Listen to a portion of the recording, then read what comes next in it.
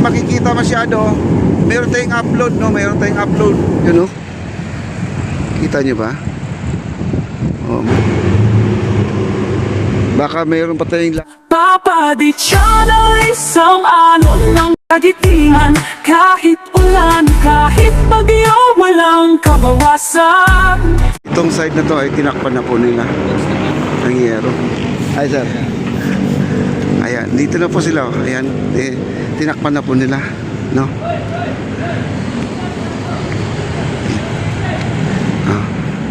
Ayan.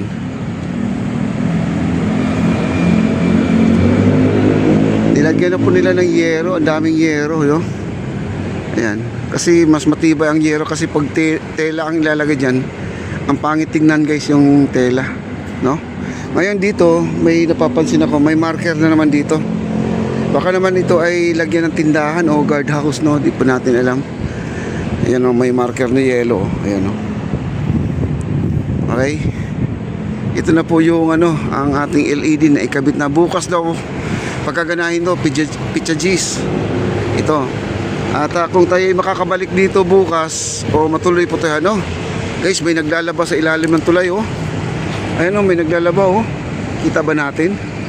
Ayun, oh, naglalaba. Oo. Oh, naglalaba, guys, oh, yun, oh. Kita nyo ba? Oh, may naglalaba sa ilalim ng tulay. Oh, ginagawangan ng bahay, guys, no? Saan kasi sila kumukuha ng tubig na panlaba? Sa ilog na lang kaya, no? Pero malinis ang ilog natin, eh, no? Sana po mapuntahan ni Yorme to, guys. Itong yung tulay na to, sana po ay matanggal na po yung nakatira dyan, no? Ayun, no, naglalaba, oh. Ayun, no, kitang kita naman, no? Oh, diba? Spotted. Kasi may mga LED na dyan. Hirap na hirap po sila sa kanilang alignment. Eh baka naman ay masagi, masira naman po. Eh sayang naman yung pinaghirapan, yung mga nagkakabit dito. Oh. Ayan, oh, may nakatira guys sa ilalim ng tulay. Kita-kita. Abangan nyo lang po, yung hindi natin makikita masyado. Meron tayong upload, no? Meron tayong upload. Ayan, oh. May basura ngayon, pero pa konti-konti lang basura. Ayan guys, no? At low tide, kita nyo naman. At lumalabas po ang kanyang mukha. Ayan, no? Yung pinaka-platform lumabas. Nako, parang may mga kaldero pa yata doon sa ilalim guys, oh. Ayan, oh. May mga kaldero pa, oh. Yung naglalaba, katabi niya mga kaldero yan, oh. Nako. Ano ba yan, no? Ginagawang bahay, no? Ginawang bahay yung ilalim ng tulay. Mahirap yan guys kapag bumaha, mataas ang tubig, di ba? Maabutan sila. Pero dapat walang nakatira dyan sa ilalim ng tulay guys. Ayan, o. Kaya sinarado na po nila, nakafix na po. FCCDI guys, no? Sila po yung gumagawa dito. Ayan. Hindi pa pala daw na ano to, hindi pa raw na kompleto ang bayan nito. O bayan na advance na ano ba, wala tayong ano, no, balita kasi hangga't di natin nababalitaan yung phase 5, ibig sabihin wala pang pundo at hindi pa yata nabayaran ng itong part na to. Eh siyempre naman pag may pundo na yan, go na yun ang ating Ayala. Ayan. Okay, maraming salamat po. Like, share, like, comment po tayo guys, no?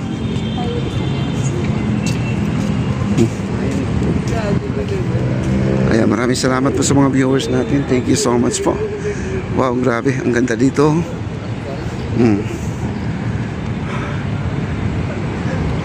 Lakad-lakad lang tayo guys. Lalakarin natin hanggang doon sa may dulo para makita po natin. Wow. Pupunta tayo doon sa ano, sa Arroceros. Pasyalan po natin yung Arroceros guys.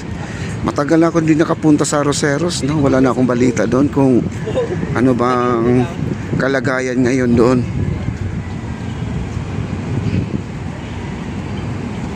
Ay, shout out pala kay Mambing Ang. At Mambing Ang, wala na po si Jiwok. Oo. Libing niya noong ano, 8 alas Alas 10 yata ang cremation niya, no? Ayan guys, so may mga marker dito nakapagtaka, oh. Ayan, oh. May nakikita po tayong mga marker kasi. Oh, may marker, oh. Doon sa dulo, meron din. Baka naman ay ito ay ano, yung tawag nito. Guardhouse. Baka guardhouse to. Magpo-posting dito kasi dito guys. Ito kainan talaga to. Siyempre maglalagay ng mga lamesa dito sa harapan. Kailangan po magiging safe po ang ating esplanade. At wala pong mga tulong guest na pumupunta dito, no?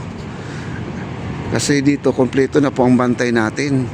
Bukod sa security guard, meron tayong Intramuros guard, meron pa tayong pulis, no? May pulis pa, kaya di na po tayo mag-alala sa mga gamit natin dito. Dati napaka delikado po pag sinabing Maynila, no? Kasi wala na po kasi mga squatter dito, kaya wala na po silang matataguan. Kasi ang sabi naman nila ay yung mga snatcher naman daw ay hindi naman daw taga rito at galing yan sa ibang lugar, no? Ayan. Wow. Maraming estudyante doon sa dulo.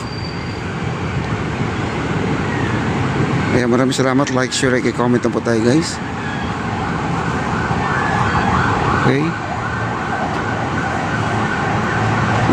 Hindi nga ako nagising ng maaga kasi alas 8 pala umaalis tong itong ating yati dito guys, yung maglilinis ng ilog natin. Pumayag naman sila na sasabay ako, kaya lang late ako magigising, no? Laging puyat po tayo guys, no? Sasama dapat ako dyan, no? Chichempo na lang po tayo na kung kailan tayo bakante sa oras na yan. Alas 8 daw ang alis nila dyan. Kailangan alas 8 nandiyan ka na rin para makikita mo yung mga ginagawa nila, yung mga yate nandyan guys. Makikita mo yung mga trabaho nila, no? Kasi may nagsasabi, meron palang naglilinis sa Ilog Pasig yung mga yate na to, yung DENR natin, PSM, PRC mo, no? Meron nga guys, lagi sila naglilinis. Ang problema naman guys, yung ating mga kababayan na wala naman pong tigil sa pagtapon ng basura. Yan po ang masakit sa mata.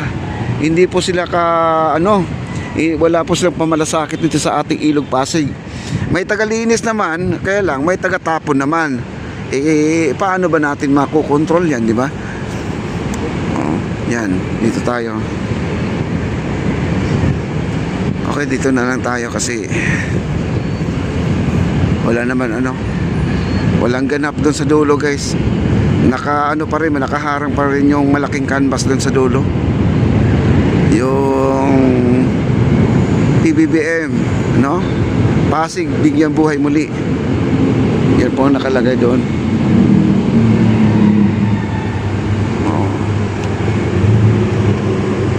Baka mayroon pa tayong last 2 trips mga kaibigan, no? Mayroon pa, dadaan pa. Kailan kayo bubuksan tong ating Loton area guys, no? Yan si ate, nandiyan si ate sa labas. Okay? Wow.